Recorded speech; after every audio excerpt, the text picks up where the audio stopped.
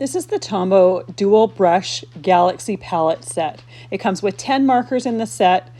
I also like to add number 133, which is a nice bright green, so that I can do galaxy cards, and with that green I can also create some Northern Lights cards. Tombow brush tip markers are dye-based markers with 2 tips on them. There's a brush end on one end and a fine tip on the other end. The fine tip is quite firm and can be used for coloring smaller areas. You can also use the brush tips for that fancy lettering that a lot of people like to do. Creating a galaxy or a Northern Lights background is really easy.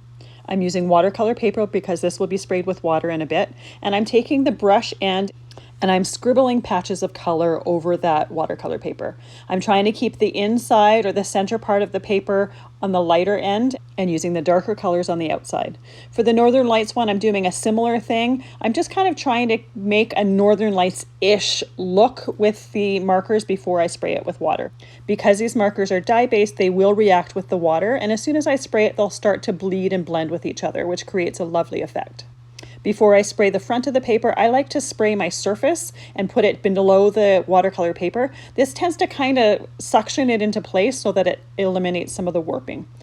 Then I spray the front of the paper very generously with water and let it completely dry. If you want, you can use some ink to blend around the outside edge to make that darker, and then you can create your cards or whatever you want with your prints. And even though this is the Galaxy palette, you could also use these markers just to color in images however you like. This is a great set.